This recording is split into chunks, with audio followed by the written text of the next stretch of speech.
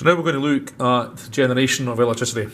We just take it for granted when we actually switch something on at the socket that the energy comes out. Where's that actually energy coming from? Okay, obviously it's coming from the power stations, but how do the power stations actually make it? What you can see in front of you here is I've actually got a fairly old but very sensitive meter, and the needle will move if there's any electrical energy being produced. I have one of the school demonstration magnets. You can just see the top of it there. It's a pretty powerful magnet. And I've also got a coil of green wire. And I'm going to move the coil of wire now in and out of the magnetic field. And as you can see, when the coil moves, I'm actually making a very small quantity of electrical energy. So how could I make more?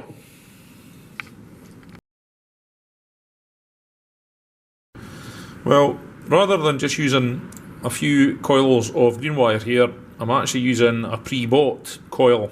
Now the way I've got the wires connected here, I'm actually getting 240 turns. So I've got 120 turns here and 120 turns here, a total of 240 turns of wire. And if I move this coil near the magnet, you can see that the needle moves more. So I'm actually making slightly more electrical energy. Crucial thing to point, if the coil doesn't move, then there's no electrical energy being produced. I can actually move the magnet if I wanted to. Alright. So as long as the coil or the magnet is moving, I can actually generate electrical energy. Now I've got another stage further, and you can see this one has actually got 2,400 turns of wire. Okay, so the wire is actually coiled round this 2,400 times. And even the slightest movement, you can see is actually generating some electrical energy in the background. Certainly when I move it, you can see the needle is now actually going off the scale in the background. So I'm actually generating an awful lot more electric energy. But again, if the coil is not moving, or the magnet is not moving, there's nothing being produced. Again, I could move the magnet. And you can see I get the same effect with the needle moving in the background.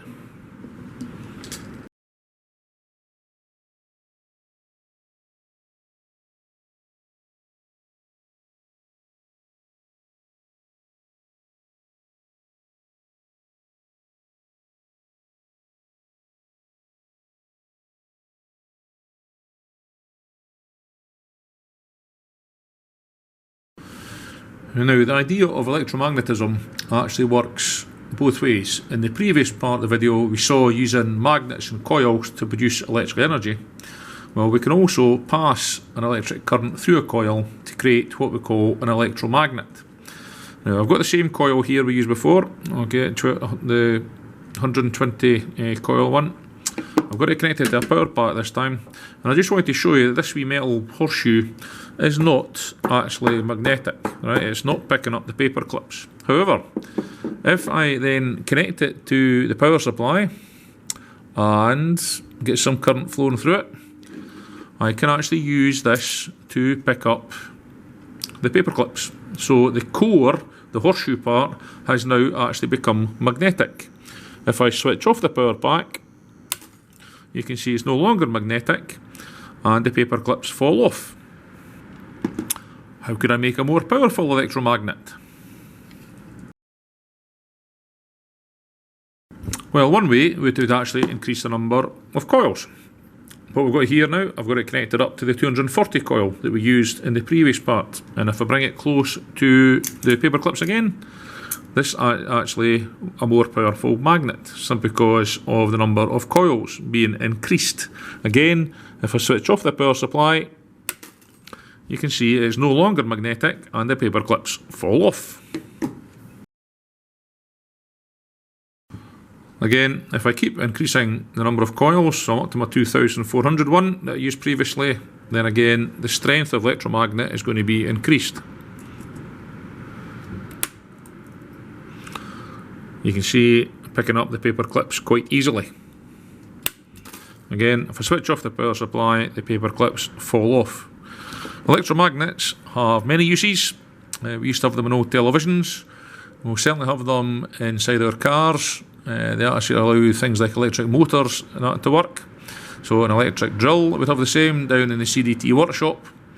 And I hate to say it, if ever you've got any metal in your eye, the only way the doctors are going to get it out is to actually try and pull it out by using an electromagnet. Not a particularly pleasant procedure.